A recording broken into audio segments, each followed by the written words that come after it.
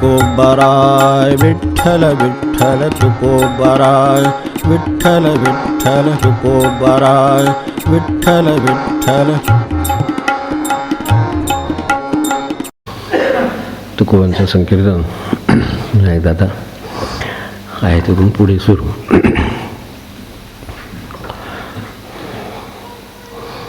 आपण जे शब्द वापरतो ऐकतो त्या संकल्पना का त्यांचा अर्थ नीट स्पष्ट करणं, ते समजून घेणं, समजून देणं हे अध्यात्माचं काम आहे, तत्त्वज्ञानाचं काम आहे. आणि जिथे आपला संबंध आहे आयुष्याचा तिथे संतांचं काम आहे. आपण अनेक शब्द वापरतो. ज्ञानी आहे, योगी आहे, श्रीमंत आहे, पंडित आहे, सत्ताधीश आहेत, राजा आहे, हे सगळे शब्द आपण वापरतो. व्यवहार निभतो, काही वेळा निभतही नाही, पण शब्द परिचित आहेत वापरतो.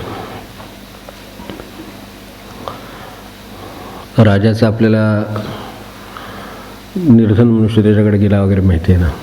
निर्धन मनुष्य त्याच्याकडे मागण्यासाठी आहे, तेव्हा त्याला बाहेर थांबवण्यात आलं.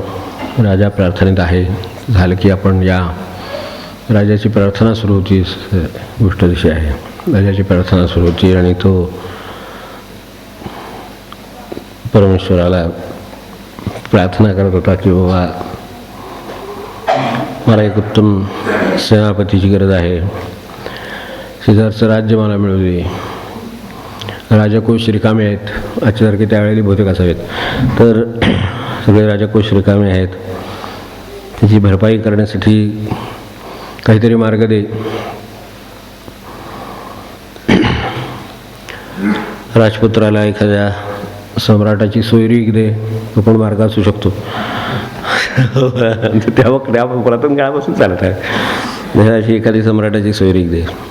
हे सगळी प्रार्थना चालू होती. ती कधी संपेली काही सांगता येईना, म्हणून बाहेरून ऐकणाऱ्या ज्या निर्धन याचक होता त्याने आपल्याबरोबर जी झोळी आणली होती ती झटकली आणि तो उठला.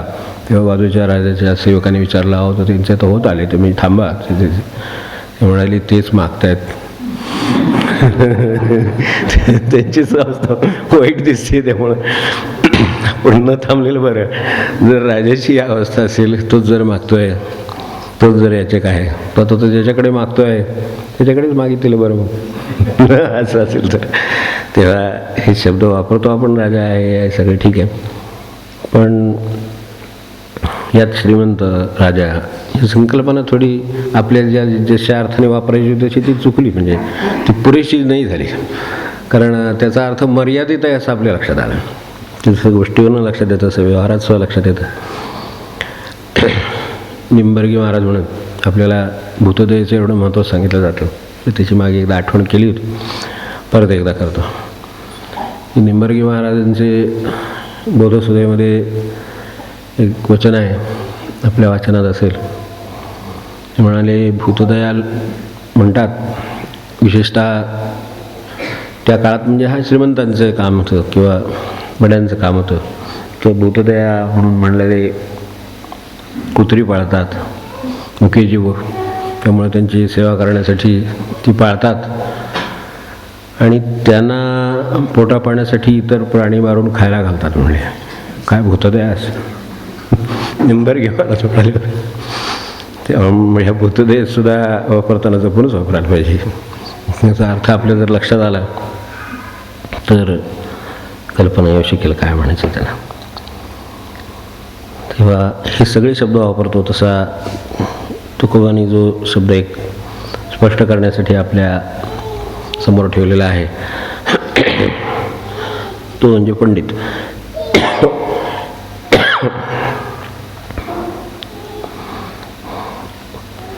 पांडित्याची आपल्याला कल्पना आहे, ज्ञान आहे.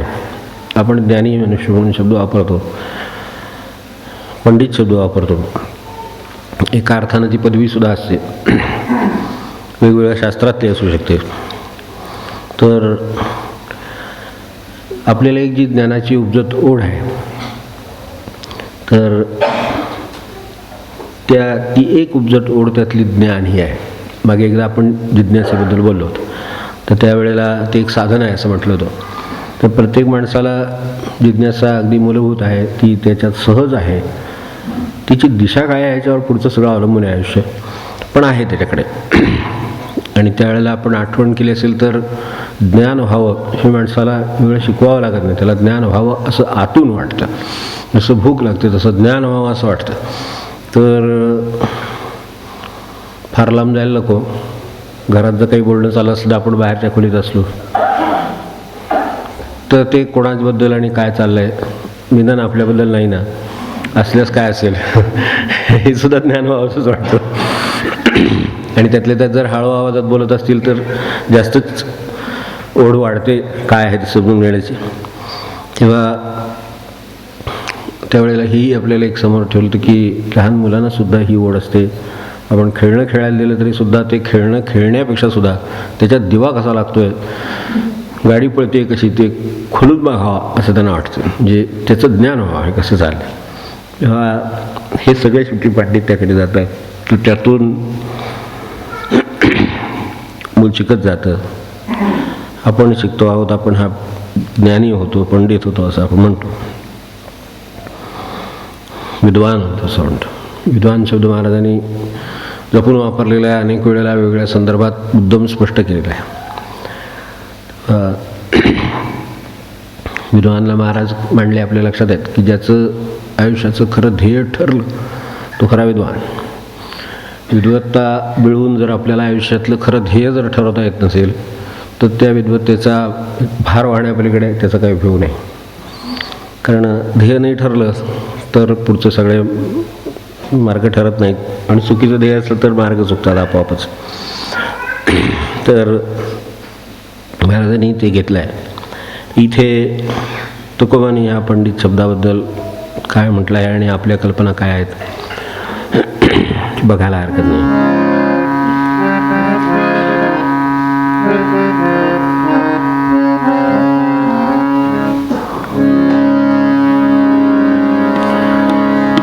पंडित तोची एक भला, पंडित तोची एक भला, पंडित तोची एक भला, भज जो विठ्ठला, पंडित तोची एक भला, नित्य भज जो विठ्ठला, पंडित तोची एक भला, पंडित तोची एक भला. ज्या वेळेला ते आपण शब्द वापरतो त्याच्याबरोबर आणखीन काही शब्द वापरले तर त्यावर आणखीन थोडं विचार करावा लागतो, आणि विचार करूनच वापरावेत. नसेल तर मौनासारखं साधन होऊन जाईल उलटं. तेव्हा यात ज्या वेळेला आपण हे विद्वत्तेचं पांडित्याचं बोललो तेव्हा काय म्हणावं, PhD झाली म्हणजे म्हणावं, डॉक्टर झाले म्हणजे म्हणावं, इंजिनियर झाले म्हणजे म्हणावं, काय झाले म्हणजे MS झाले म्हणजे म्हणावं, कवाचस्पती म्हणावं, काय म्हणावं. पांडित्य म्हणजे आपल्याला काय अभिप्रेत आहे आणि संतांना काय अभिप्रेत आहे, सांगावया गुज तुझे देवा, आवडीचे संत भेटत इथे. तसं त्यांच्यातून खरं पांडित्याची खरी कल्पना आपल्याला येते, ते सांगणारा हा अभंग आहे. तर कृष्णदास महाराजांच्या काळात आता त्यांची शताब्दी जवळ येतीच आहे, पुढच्या महिन्यामध्ये.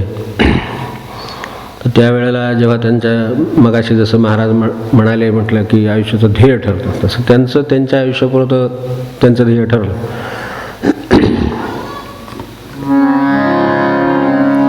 आणि ध्येय ठरल्यापासून जी वाटचाल सुरू झाली ती 9 वर्षामध्ये पूर्ण होऊन त्यांनी समाधी घेतली.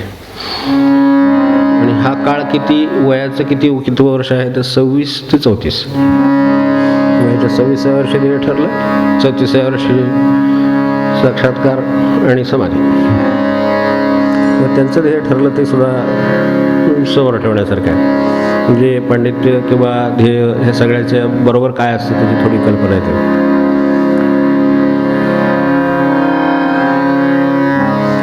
नर नारी बाळे अवघा नारायण, नर नारी बाळे अवघा नारायण, नर नारी बाळे अवघा नारायण, ऐसे माझे मन करी देवा.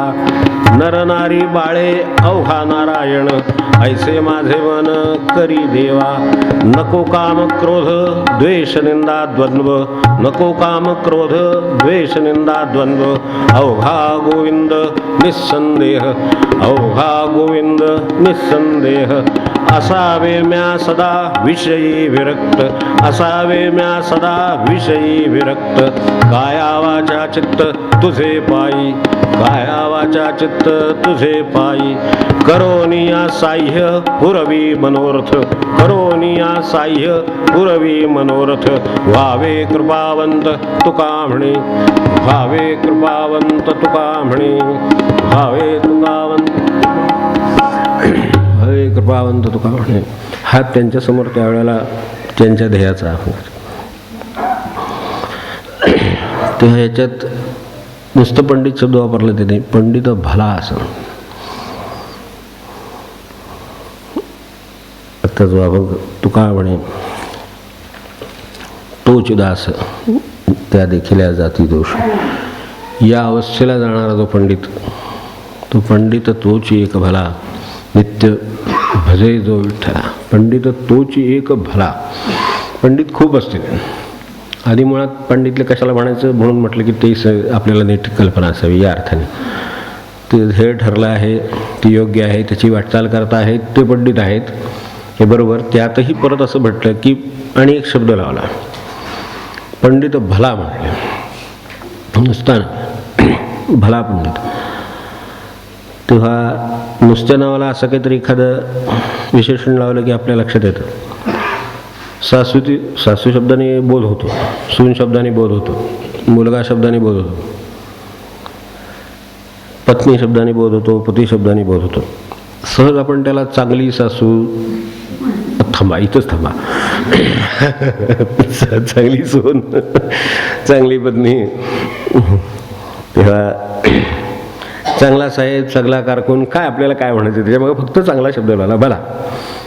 तेव्हा भली सून, भली सासू, म्हणजे अशी काही सिरियल नाही नसावी होती, मी चुकून म्हटल्यासारखं झालं. पण तेव्हा भली सून, भली मुलगी, भली सासू, असं काही जर आपण त्याच्या मागं लावलं की जसं भला पंडित लावलेलं आहे तसं, की हे बरं वाटतं ऐकायला.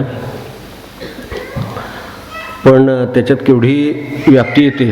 नुसत्या त्या मूळ शब्दाची व्याप्ती किती वाढते, सासू या शब्दाची व्याप्ती किती वाढते, नंतर त्याच्यावर जबाबदारी कोणती येते, त्याच्यामुळं अधिक लाभ काय होतात, स्वास्थ्य काय निर्माण होतं. तर या अर्थाने ज्या वेळेला तुकोबांचा हा पंडित शब्द वापरलेला आहे त्यांनी, तेव्हा त्याचा पांडित्याचा संबंध बराचसा वेदांशी होता. कारण वेदज्ञान हा एकच महत्त्वाचा पांडित्याचा विषय. तर त्यामुळं वेदज्ञानाचं पांडित्य म्हणजे आजच्या काळातल्या पदव्या म्हणा, तंत्रज्ञान म्हणा, किंवा ज्या पद्धतीचं शिक्षण पदव्यांच्या मार्गाने दिलं जातं ते म्हणा. तेव्हा असं जर असेल तर मग हे नुसतं पांडित्याला मात्र त्यांनी स्पष्ट ते काय म्हणायचं ते सांगितलेलं आहे. पंडित म्हणता थोर सुख. पंडित म्हटलं की खूप सुखाची गोष्ट वाटते. परी तो पाहता अवघा मूर्ख म्हणले. काय सांगायचं होतं ते सांगतात म्हणून स्पष्ट. असं का म्हणाले असतील तेही कळतं. पंडित म्हणता थोर सुख, पंडित म्हणता थोर सुख, परी तो पाहता अवघा मूर्ख, परी तो पाहता अवघा मूर्ख. वेदी सांगितले ते न करी, वेदी सांगितले ते न करी, समब्रह्मनेणे दुराचारी, समब्रह्मनेणे दुराचारी. तुका म्हणे जीवी शिव, तुका म्हणे जीवी शिव, तुका म्हणे जीवी शिव, हाच तेथीचा अनुभव, हाच तेथीचा अनुभव. तुका म्हणे जीवी शिव, हाच तेथीचा अनुभव. तुका म्हणे जीवी शिव, हाची तेथीचा अनुभव. समब्रह्म नेणे वेदी सांगितली ते न करी, पंडित म्हणता थोर मग परी पाहता तो मूर्ख. म्हटलं ते बरोबर आहे. ती का तसं म्हणाले आपल्या लक्षात येईल. त्यामुळं पंडित नुसता नव्हे, भला पंडित हवा. त्या अर्थाने त्यांनी म्हटले की ह्या वेदपठणाला अर्थ नाही म्हणाले. त्यात काय म्हटलं आहे ते न करी, समब्रह्मनेणे, जीवी शिवा आहे हे न ओळखणं, हे यात काय पंडिताचा उपयोग नाही. तर पंडित म्हणजे नुसता नव्हे, म्हणून इथे पंडित भला म्हटलं. पंडित तोच एक भला, तो एकच खरा पंडित भला. तर कोणता? तर पांडित्याबरोबर अहमभाव आहे. चांगल्या गोष्टी शिकले ते पाठांतर झालं, ठीक आहे. त्याच्यानंतर काय झालं तर त्याच्यावरचे आपण जे म्हणतो तसं प्रभुत्व आहे, त्याचा वापर आहे, हे सगळं झालं. पण त्याच्याबरोबर बाकी आणखीन येतं ना काही ते भला. इकडे एवढं म्हणायचं कारण काय म्हटलं तर पांडित्याबरोबर पंडित्याचा अहमभाव आहे, पांडित्याची मिजाज आहे, पांडित्यामुळे इतरांपासून वेगळेपण आहे. नंतर त्यापासून मिळणाऱ्या मानाची, धनाची, कशाची आणखीन काय असेल ती अपेक्षा आहे.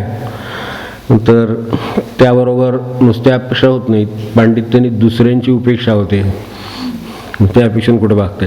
त्याच्याबरोबर आणखीन त्याला चिकटून दुर्गुण आहेत. ह्याच्यातलं पांडित्य शब्द आपण इकडच्या सगळ्या ज्ञानाच्या बाबतीत वापरला तरी चालेल. त्याचा अर्थ पुन्हा तिथेच आहे. पुन्हा आपण तिथेच येऊ. तेव्हा मानधनाची अपेक्षा, इतरांची अपेक्षा, किंवा त्या जे काही पांडित्याचं कर्तृत्व आहे त्याचा मद आहे, आणि या सगळ्याचा परिणाम म्हणून पांडित्यानं देवाचा विसर आहे. मग त्या पांडित्याचा त्या अर्थाने जे सुरुवातीला संभावना केली त्यांनी, त्याच शब्दात संभावना करता येईल की त्याचा उपयोग काही नाही. कारण ही कुठे न जाणारी गाडी आहे, ही जागच्या जागी फिरणारी गाडी आहे, ती पुढे कुठे जाणार नाही. एक वेळ पांडित्य कमी असलं तरी चालेल, पण तुका म्हणे जीवी शिव हे ज्याला कळलं आहे त्याची गाडी प्रवासातली, तो मुक्कामावर तर पोचणारच. पण बरोबर जसं नदीसारखं आपण ज्ञानेश्वरीत परवा पाहिलं तसं की नदीसारखं बाजूच्या आणखीन 4 लोकांना त्याचा लाभ देत जाईल, त्यांना आणखीन आनंदित करत जाईल. तेव्हा या अर्थाने आपण या पांडित्याकडे पाहावं. म्हणून त्यांनी पंडित शब्द वापरताना किंवा या अभंगात सुरुवातीलाच म्हणताना पंडित तोची एक भला, पंडित तोची एक भला, पंडित तोची एक भला, नित्य भज जो विठ्ठला, नित्य भज जो विठ्ठला, पंडित तोची एक भला, पंडित तोची एक भला, पंडित तोची एक भला, नित्य भजे जो विठ्ठला तो पंडित एक भला. या पांडित्याचा तसा ह्या भक्तीशी संबंध आल्याशिवाय त्याला भले पण नाही. आणि ते का नाही तर पांडित्याबरोबर जे वर सांगितलं अंबाबाई आम्ही जसे आमकाय तमकाय हे जे आपण बघितलं त्यात, किंवा इतरांची उपेक्षा आहे, कर्तृत्वाचं मद आहे, तर ज्या पंडिताच्या हे लक्षात येईल की आपल्या कर्तृत्व आपलं तोकडं आहे, आपल्या ज्ञान हे मर्यादित आहे.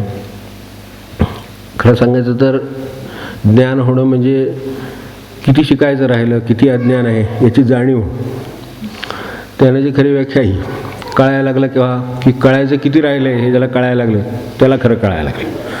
कारण कळायचं नेहमीच शिल्लक राहतं. ज्ञान या अर्थाने जर व्यवहाराचं असेल तर तिथेही लागू आहे. एकच फक्त माफ आहे आत्मज्ञानात, तिथे तादात्म्य आहे, त्यामुळे आणखीन काही कळायचं राहत नाही, ठीक आहे. पण बाकीच्या ह्या सगळ्या ज्या पांडित्य किंवा ज्ञान आहे अगदी व्यवहारातलं सुद्धा, तिथे सुद्धा आपल्या त्या ज्ञानाच्या तोकडेपणाची, कर्तृत्वाच्या तोकडेपणाची, त्यात भगवंताच्या अंतिम सत्तेची ही ज्याच्याकडं जाणीव असेल त्याच्याकडं मग हे कुठेतरी भक्तीचा संबंध येईल. तेव्हा पांडित्याचा भक्तीशी संबंध आला तर त्याला भलेपणा येईल, नाहीतर पांडित्य म्हणून राहील. मग त्याच्यामधून व्यावहारिक गोष्टी होतील, नाही असं नाही, फायदे होतील, काय आपल्याकडे गोष्टी जमा होतील, वस्तू मिळतील, त्याचा पैसा होईल, हे सगळं होईल. पण ज्याला खरं पांडित्य आलं, ज्याला खरी भक्तीची जाणीव झाली, ज्याला कर्तृत्वाचा किंवा अंतिम सत्तेची जाणीव झाली, कर्तृत्वाच्या तोकडेपणाची जाणीव झाली, तर त्याला हे कल्पना येईल की मी जो व्यवहार भले पांडित्याने करत असेल, भले मी काही शिकलो म्हणून, पांडित्य म्हणजे अगदी विशिष्ट विषयातला पंडित असं विचार करायचं कारण नाही, ज्याला स्वतःला कळते असं वाटते तो पंडितच समजतो.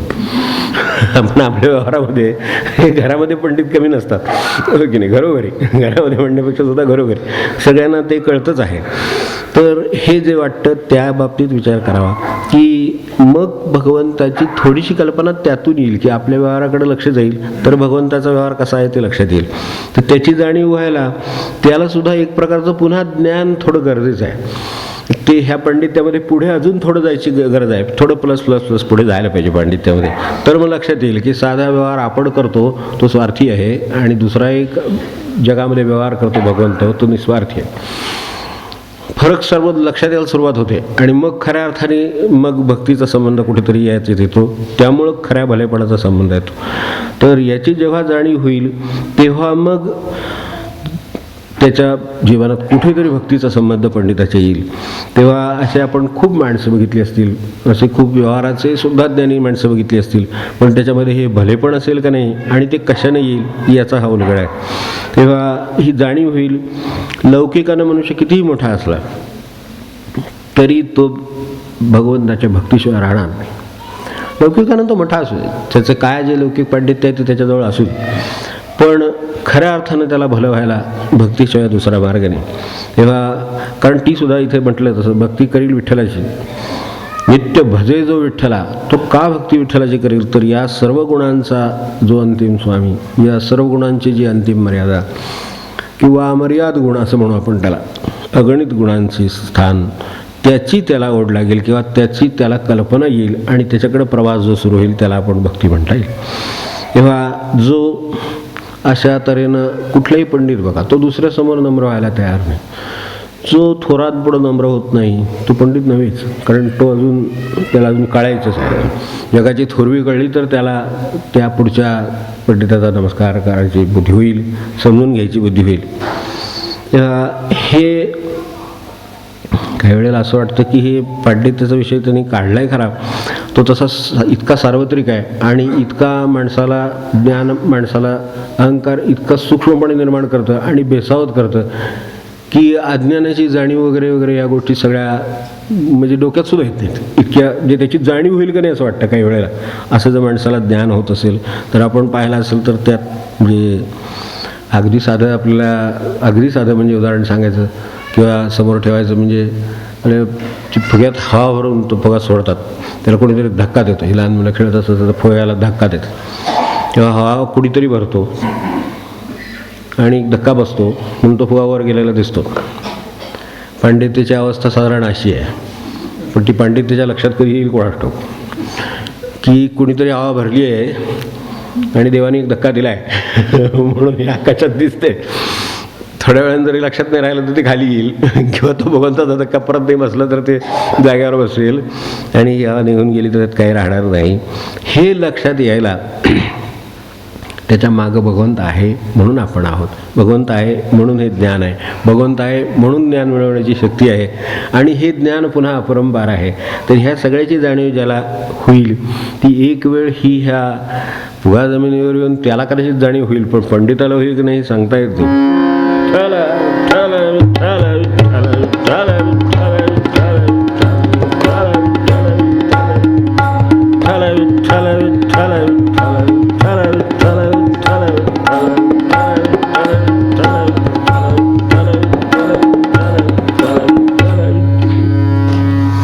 हे अवघड आहे जाणून. नित्य भजे जो विठ्ठला, त्याला कदाचित जाणीव होईल की अरे बाप रे केवढं विश्व आहे की ज्याच्यावर माझी कसलीही सत्ता नाही, किंबहुना मी जे चालतो बोलतो सगळं आहे तेच कुठल्या तरी सत्तेचं आहे, तेच कुठल्या तरी योजनेमधलं आहे. हे ज्याला जेव्हा जाणीव होईल तेव्हा कुठेतरी कल्पने काहीतरी आपल्या कल्पनेपलीकडे खूप मोठं आहे सगळं आणि त्या अर्थाने आपण काही नाही ही जी जाणीव जेव्हा होईल ती भक्तिभावाने होईल आणि ती त्यांना विठोबाच्या त्यांना असं म्हणायचं आहे का की जो भजे विठ्ठला नित्य, पुन्हा त्यात एक शब्द आहेच, नित्य भजे जो विठ्ठला. प्रसंगोपात भाजणारे असतात म्हणून नित्यशब्द वापरला. प्रसंगोपात देवाकडे जाणारे असतात, ते आपले सीझन परीक्षांच्या आले की जसे प्रदक्षिणा वाढतात तसं होतं तसं. तर तसे हे नाही, नित्य भजे जो विठ्ठला तो भला असं म्हटलं. तर त्यात सुद्धा त्यांनी जे सातत्याचं जे प्रमाण त्याला परत परिमाण दिलेले आहेत ते प्रमाण महत्त्वाचं आहे सगळ्यात.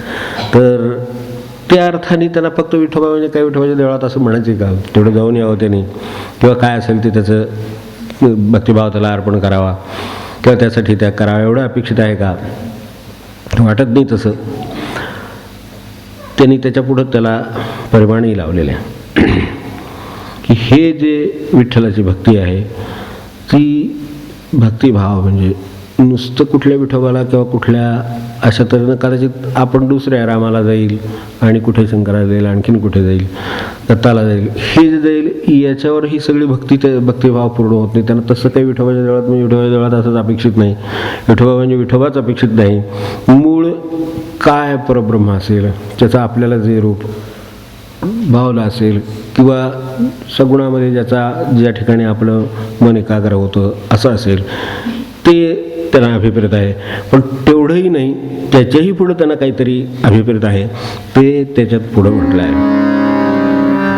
पंडित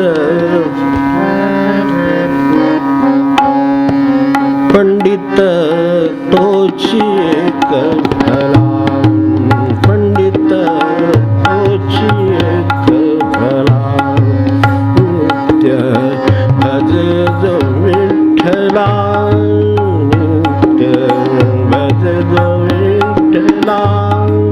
पंडित तोची एक भला, पंडित तोची एक भला, पंडित तोची एक भला.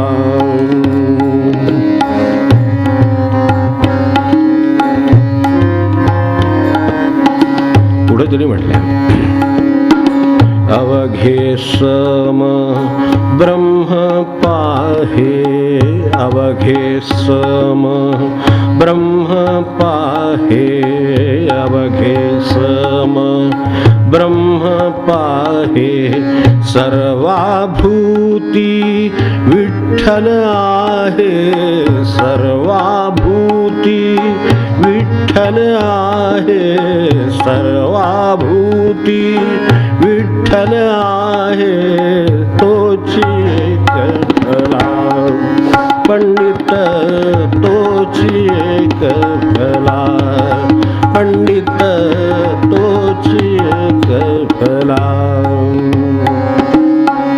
अवघे सम ब्रह्म पाहे, अवघे सम ब्रह्म पाहे, सर्वाभूती विठ्ठल आहे, सर्वाभूती विठ्ठल आहे, तोची एक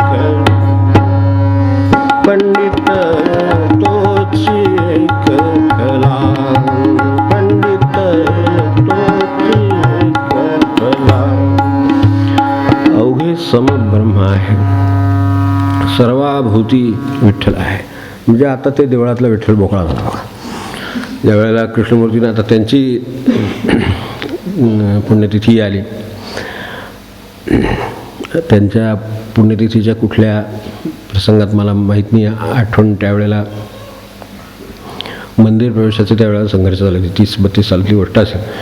त्यावेळेला त्यांना ते भारतात जेव्हा उतरले आणि त्या डेकवरतून त्यांच्या उतरल्याबरोबर अनेक विषयांच्यावर सर्वसाधारणपणे त्यावेळेला त्यावेळेला आणि आजही आहे की अशा प्रसिद्ध व्यक्तींच्या मुलाखती घेण्याची पद्धत असते. तर त्याच्यामध्ये सामाजिक अमके सगळे धार्मिक काही प्रश्न त्यांना विचारतात, त्यांची मतं विचारतात.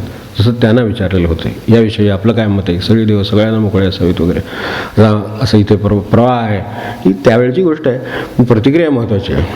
ते म्हणाले, त्यांना असं अभिप्रेत होतं की होय म्हणतील नाही म्हणतील असं काहीतरी अभिप्रेत होतं. तेव्हा कृष्णदेव एवढंच म्हणाले होते की मुळात प्रवेश कोणी करावा किंवा नाही करावा माझ्या प्रश्न नाही, मुळात देव तुम्ही देवळात ठेवताच कशाला हे जे उत्तर आहे तेच त्याच्यावरचं बरोबर उत्तर आहे. शेवटवाले म्हणून हे सगळे प्रश्न तुम्ही निर्माण केलेत. तो आपल्यात असला पाहिजे खरं म्हणजे, वावरत असला, आणि वावर तो आहेच आहे. त्यांचं म्हणणं आहे की हा वावरतोच आहे. तर ह्या अर्थाने वासुदेव सर्वमिती स महात्मा सुतरलो, हा तो त्यांना विपरीत आहे. त्यामुळे त्यांनी सुद्धा इथे अवघे सम ब्रह्म पाहे सर्वाभूती विठ्ठल आहे. सर्वाभूती विठ्ठल आहे ह्या अर्थाने तो निसर्ग असेल, ते पशु असतील, पक्षी असतील, माणसं असतील, आपल्या दृष्टीनं शत्रूसुद्धा असतील आणि मित्रसुद्धा असतील, ते अधिक अवघड आहे. निसर्गात एक वेळ झाडाला नमस्कार केला, मोकळं झाला, झाड काही येत नाही अंगावर. शत्रूला नमस्कार करायला तुम्ही 10 वेळा विचार करायला लागतो. यानं आपल्याला एवढा त्रास दिला आहे. आता नमस्कार करायचा आहे, यांनी तर म्हटलं सर्वभूती विठ्ठल आहे, आय बाबा तुझ्याबद्दल विठ्ठल म्हणायचं, मोकळायचं मनातल्या मनात. असं म्हणायचं इथं खरी परीक्षा येते, ती अवघड आहे ती परीक्षा तिथं आहे. आणि म्हणूनच हे भलेपण त्या अर्थाने अवघड आहे. आणि ह्या भलेपणासारखा आनंददायी पण काही नाही. ज्याला हे भलेपण साधलं त्याला काही नाही. मग त्या अर्थाने त्याला अवघे सम ब्रह्म पाहे. सगळीकडचं त्याला सगळं ब्रह्म समान दिसतंय, सर्वात दिसतंय. ते निसर्गात दिसतं, पशुत दिसतं, पक्षात दिसतं, माणसात दिसतं, शत्रुमित्रात दिसतं. आपण कोणती द्वंद्व सांगाल ते सगळ्यात दिसतं. म्हणून महात्मा सुदुर्लभ हा म्हटलं ते तेवढ्यासाठीच आहे.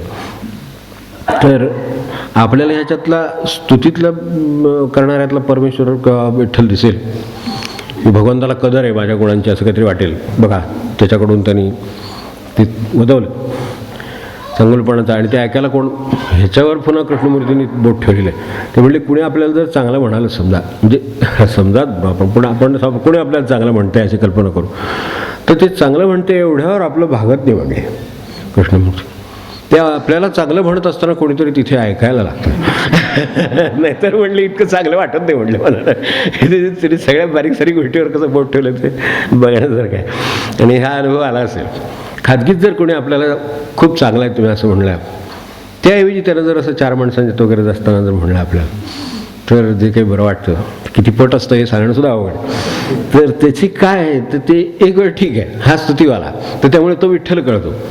पण जो आपली निंदा करतो तो सर्वाभूती म्हणला तो त्यात पण आहे की, त्यामुळे तो त्यातही बसला आहे आणि हा विठ्ठल आता माझी निंदा करतो आहे. तर असं जे आहे त्या परीक्षा आहे ती तिथे आहे आणि ती आहेच आहे. कारण मग निंदकाचा जरा असा विषय जरा कशासाठी मग, कारण त्यात पण तो भगवंत आहेच आहे. काहीतरी माझ्यात कमी आहे, भगवंताला मला परिपूर्ण करायचं आहे, तर ते कोण सांगणार? ते ह्याच्यासारखा कोणी मित्र नाही.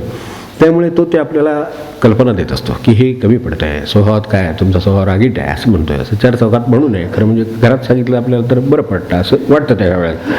पण त्याला ते कल्पना आहे, त्याच्यातला जो विठ्ठल आहे भगवंत आहे त्याला कल्पना आहे की ह्याला हे 4 चौकात म्हणलं तर त्याच्याकडनं काहीतरी याच्यात सुधारणा होण्याची शक्यता असं असेल कदाचित, काय कोणास ठाऊक. पण त्यामुळे त्याच्यात ती सुधारणा होईल आणि ते होईल असं जर त्याची इच्छा असेल तर तो जो कोणी भगवंत विठ्ठल आहे तो त्या रूपानं आपल्याला ते, मग अशा वेळेला त्याच्यातला निंदकातला तो भगवंतही तोच आहे.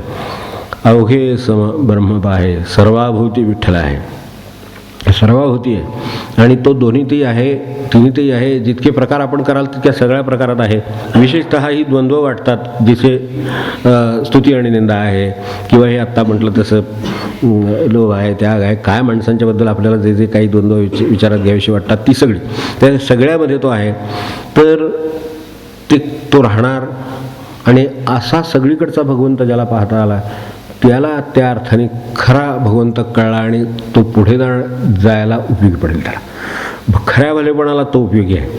त्यामुळं आपल्याकडे तुम्ही पाहिलं असेल तर ही निंदा करणारे, वाईट बोलणारे किंवा दुर्जन आहेत, चोर आहेत, असंख्य प्रकार एक समाज म्हणून, एक काय व्यवस्था म्हणून हे माणसांच्या बाबतीत आहे म्हणून कळायला पटकन बरं पडतं. पण झाडाबिडांच्या बाबतीत सुद्धा आपल्याला माहिती असेल की ते जे काही वेगवेगळ्या प्रकारच्या वनस्पती आहेत, अगदी अत्यंत आपल्याला जीव वाचवणाऱ्या वनस्पतींपासून जीव घेऊ शकतील एवढ्या वनस्पतीपर्यंत सगळ्या वनस्पती या जगात आहेत. त्या काही भगवंताच्या नाहीत, त्या सगळ्या त्यांनीच निर्माण केलेल्या आहेत.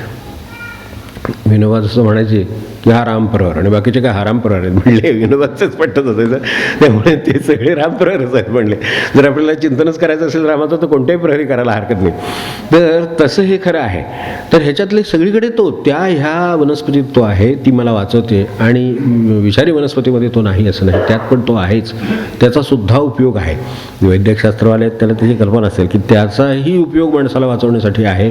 फक्त प्रमाणाचा आणि काय फरक असेल, वापराचे दिशा असेल तिच्यात फरक असेल, जागा वापरायची असेल तिच्यात फरक असेल, पण त्यातही तोच भगवंत आहे. म्हणून अनेक ठिकाणी हे आपल्या वैद्यकीय विषयतंत्र जे आहे तर ते विज्ञान आहे मोठं. आजसुद्धा आपण जी काही औषधं वापरतो त्याच्यामध्ये कितीतरी प्रकारचे असं काही अंश आहेत की जे विषारी आहेत. असेच्या असे जर कोणी घेईल तर त्याला नक्की त्याचा त्रास होईल किंवा जीवावर त्याच्या येतील, पण ते प्रमाणात घेतले गेले तर त्याला गुण देतील, त्याच्यातला एखादा दोष किंवा आजार दूर करतील, हे पण त्याच्यात आहे. मग त्यात आहे तो भगवंतच आहे ना, की जो मला तंदुरुस्त ठेवू इच्छितो. जो एरवी मदत करतो तोच आहे, हा जो अडवतो तोच आहे आणि जो मदत करतोही तोच आहे. तर हे सगळ्या अर्थाने सर्वाभूती विठ्ठल आहे. म्हणून काय आहे की हे जरी जसं असेल तरी ते सगळं तसं जाणून घेऊन प्रगतीसाठी त्याचा स्वतःचा कसा उपयोग करावा हे जे कण्याचा प्रश्न आहे खरं. त्याला नाव ठेवण्यापेक्षा तेव्हा त्यातला भगवंत आहे किंवा नाही असं म्हणण्यापेक्षा किंवा विशेषतः नाही म्हणण्यापेक्षा आता ते विषारी वनस्पती आहे, तर विषारी वनस्पतीचा उपयोग काय नक्की आणि कधी कसा कोणत्या प्रमाणात कधी करावा हे जर शिकलं गेलं तर तीच विषारी वनस्पती भगवंतच आहे, तिच्या रूपाने तोच विद्यमान आहे. कारण जे काम एखाद्या साध्या वनस्पतीने होत नाही ते ह्या वनस्पतीने होऊ शकतं. त्याच्यातला तेवढा अंश फक्त कधी कसा उपयोग करून घ्यावा हा प्रश्न आहे. तर तसं हे आता वनस्पती वगैरे आहे तोपर्यंत बरं वाटतं ऐकायला, पण निंदा आहे किंवा काय कोणी आपल्याबद्दल बोलतंय असं ज्या वेळेला असेल त्यावेळेला त्याचा कसा उपयोग करून घ्यावा हे जर शिकलं तर ते पण भगवंतच आहे हे लक्षात येऊ शकेल. ते लक्षात आलं तर मग मला सांगा ज्या अर्थाने विश्वामध्ये आपण वेगळे किंवा कोणीतरी वेगळे असं जे स्वरूप आहे तसं काही राहत नाही. मग वासुदेव सर्वमिती ही म्हणजे काय म्हणायचं ते कळतं की ते पण आपलंच. जसं विषारी वनस्पती आपली, जशी अगदी चांगली वाटणारी गोड वनस्पती आपली, तशीच ही निंदा करणारी हे आपलीच आणि ही स्तुती करणारे हे आपलेच. हे सगळ्यामधलं आपल्याला म्हणून आपल्या वेदामध्ये किंवा ह्या रुद्रांमध्ये स्तेनानाम पतये नमो हे काय काही कळत नाही. कुंजिष्टेभ्यो नमो नमो काय कोणाकोणाला नमस्कार कर, नमो निषादेभ्यो. आता चोराला नमस्कार म्हणजे ह्याच्यात आता हे अशा तऱ्हेने एखाद्या वेदाने म्हणजे ज्यांनी ब्रह्म जाणलं किंवा ज्यांनी परमेश्वर जाणला त्यांनी चोराला नमस्कार केलेला आहे. स्तेनानाम पतये नमो ते नवे चोर, तर त्यांना चोरांना नमन आहे, त्या मारणाऱ्यांना नमन आहे, निषादेभ्यो नमन, सगळ्यांना नमन आहे. हे नमन का केलं असेल? जसं ह्या सगळ्या तारणाऱ्यांना नमन केलेलं आहे तसं मारणाऱ्यांनाही नमन केलेलं आहे. आणि एका अर्थानं अगदी व्यवहाराने साधं पहा की हे मृत्यूचं काम आहे, हे रुद्र म्हणजे किंवा हे सगळ्या स्वरूपाचं किंवा संहारक शक्तीचं काम आहे. तर ती काम करते म्हणून तुम्हाला आम्हाला जागा आहे नाही. ते कल्पना करू की आपण 25 पिढ्या काय झालं असतं आपलं. समजा सगळं जर असं नुसतं संरक्षित नुसतं ठेवायचे, कोणाला काही हात लावायचा नाही मृत्यूने असं जर ठरवलं समजा तर केव्हा असेल. म्हणजे ते पण भगवंताचं काम आहे. तेव्हा आकाराला आणणं, आकाराला आलेलं कोण हे सुद्धा त्याचंच काम आहे. म्हणून ज्या आकाराला आणण्यात भगवंत आहे तर आकार मोडण्यातही भगवंत आहे. तेव्हा हेही त्याचंच काम आहे. म्हणून यांना सुद्धा नमस्कार आहे. सेनानाम पतये नमो. नुसता सुद्धा नाही, चोरांचा राजा, चोरांचा आणखीन कोणी अधिपती असेल तर त्याला सुद्धा माझा नमस्कार असो हा मंत्र. म्हणजे वेदाच्या त्या भाषेमध्ये परमेश्वराची स्तुती करताना चोरांना सुद्धा त्यांची सुद्धा स्तुती करावी, त्यांच्या राजाची. म्हणजे त्यांना आपण आता ही नवग्रह स्तोत्र वगैरे आपल्याला मिळते तर त्याच्यामध्ये सुद्धा हे मला अनेक वेळा असं वाटतं की हे राक्षस आहेत, दैत्य आहेत. एक देवांना गुरु आहेत वगैरे ठीक आहेत, पण हे दैत्यांना वगैरे गुरु आहेत हा काय प्रकार आहे नाही का. पण अंडरवर्ल्डला असतातच की लोक गुरु असतातच, त्यामुळेच एवढे लोक तयार होत असतील. मग ते करतीलच कसं काय, ते त्याची प्रशस्ती आपल्याला करायची नाही. पण विश्वाचा हा भाग आहे हे लक्षात ठेवावाच लागेल. तर तो भाग आहेच, कुठल्या तरी प्रकारात तो होतो. तर तसं ह्याच्यात ह्या चोरांची सुद्धा स्तुती केलेली आहे, त्यांना सुद्धा नमस्कार केलेले आहेत. त्यांचे कोणीतरी राजविचार असतात असतीलच म्हणजे. तर ते कोण सेनानाम पतये नमो ते त्यांना पण नमस्कार आहे केलेला. तर त्यांना नमस्कार काय केला हे मला कोणीतरी विचारलं. हे चोरी झाली म्हटले घरातले, काय त्यांच्याकडे काय बऱ्यापैकी सोनं होतं. म्हणजे आता किती म्हणजे बऱ्यापैकी हे सांगणं अवघडच आहे, पण त्यांचं झालं 25-30 तोळे काय सोनं त्यांच्या घरात होतं आणि ते गेलं. तुम्ही म्हणजे सेनानाम पतये नमो वगैरे म्हणतात. आणि हे चोरांना तुम्ही हे करता, स्तुती करता. आता चौर्य काही मला समर्थनीय म्हणायचं नाही, पण देवानी तसं का म्हणलं असेल, वेदांनी तसं का म्हणलं असेल, किंवा हे लोकांनी सर्वांना नमस्कार केला आहे, सर्व ठिकाणी भगवद्भाव म्हणावा सांगितलं आहे. आता हे चोरी करणाऱ्यांना आता भगवद्भाव त्याच्या ठिकाणी कसा बघायचा आपण, नाही का? इकडे आपल्याला काय चाट बसली, आपल्याला काय झालं ते आपल्याला झोप लागत नाही आहे, ते म्हणले मला इथं हे सगळं झाल्यापासून अस्वस्थता आलेली आहे केवढी तरी. आणि ह्याच्यात काय आता काय भलेपण आहे, कशासाठी नमस्कार करायचा? तर त्यावेळेला जे भले पंडित तिथे जे उल्लेख केलेत ना, त्यांच्याकडे याची उत्तर मिळतील. म्हटलं हे गेलं, हे काय चांगलं झालं नाही, हे बरोबरच आहे, पण त्याचाही काय फायदा झालाच असेल. काय 25-30 तोळे होते ते गेले, तर ते गेले त्यावेळेला नुकसान झालं हे मान्य आहे, पण काहीतरी फायदा झालाच असेल. म्हणजे ह्याच्यात कसला फायदा आला?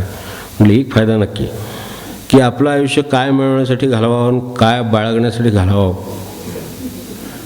हे कळलं असेल की त्या निमित्ताने. कारण त्याचे काय बाळगलेलं होतं ते काय आता नाही आहे.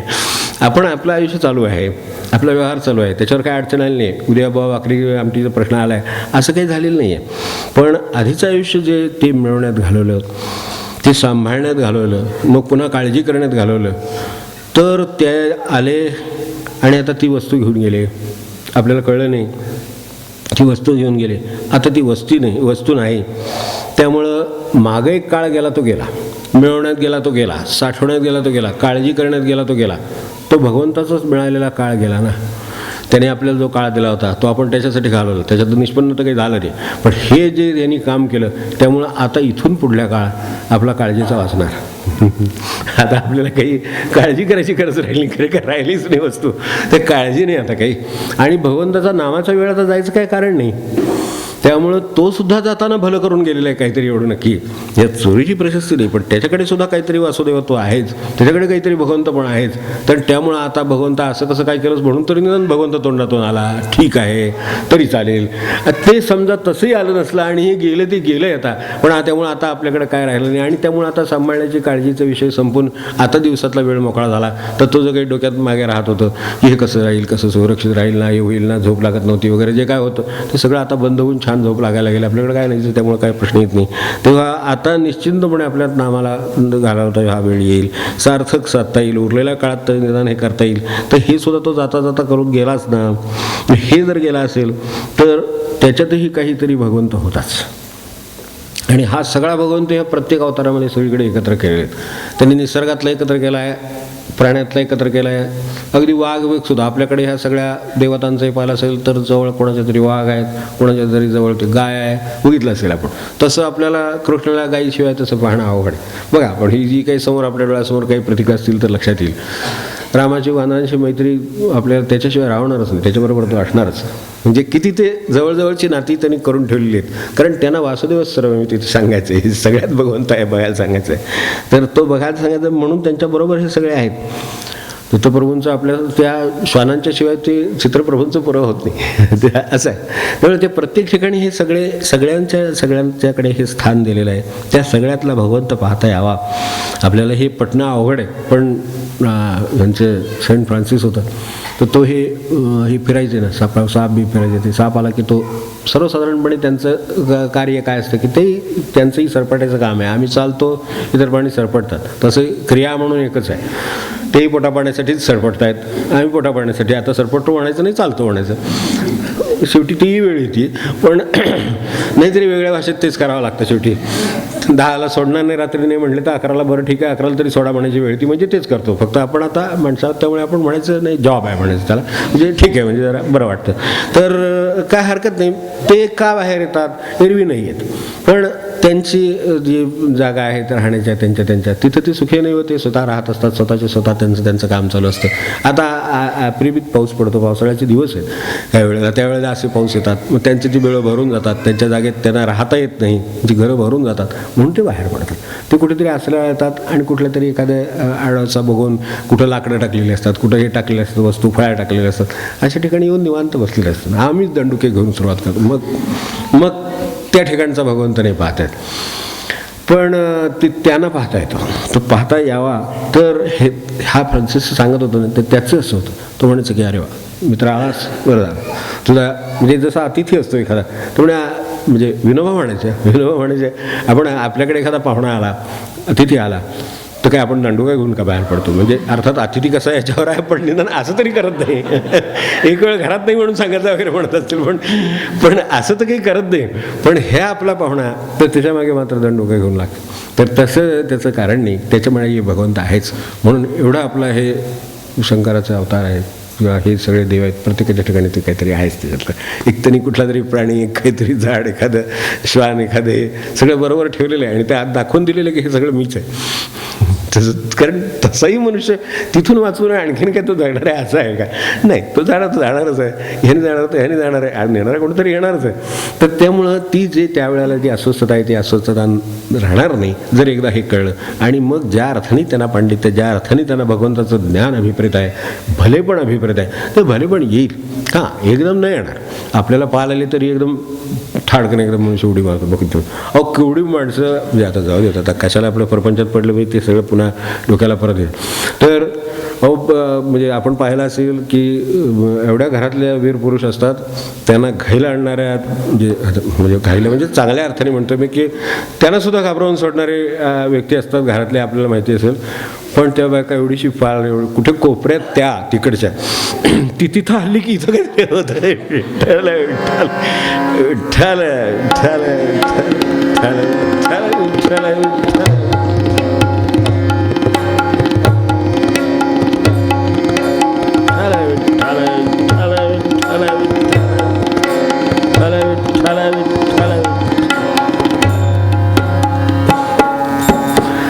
तर हे जे आहे एवढंच म्हणायचं, या प्रत्येक गोष्टीत आपण हे फक्त चेतनातले पाहिले, जडातले सुद्धा भगवंत आहे, मातीत सुद्धा भगवंत आहे, त्या दगडात सुद्धा भगवंत आहे. तो असा सगळीकडे भगवंत ज्याला पाहता आला त्याला पांडित्य खरं जमून. आता ह्याचा आपण व्यावहारिक दृष्टीने एकच फायदा शेवटी पाहून थांबू. एकच फायदा असा की ह्यामध्ये जे भेद आहेत ते आपल्या दृष्टीने अभेद होऊन जातात. नाहीतरी अभेद पाहता आला की संपलं माणसाच्या आयुष्यातलं काम. त्याचा आनंदाला कोण हातच लावू शकत नाही. ते काय आहे समोर, शत्रू आहे का मित्र आहे का साप आहे का काय पक्षी आहे का काय गरुड आहे का कामुगाव आहे, काय त्याला फरक पडला नाही. हे त्याचे सगळ्या दृष्टीला अभेद देणारी जर काही वस्तू असेल तर सर्वांच्या ठिकाणचा भगवंत पाहणं, म्हणून त्याला पंडित, आणि तो खरा भला पंडित समजतो. पंडित तोची एक भला, पंडित तोची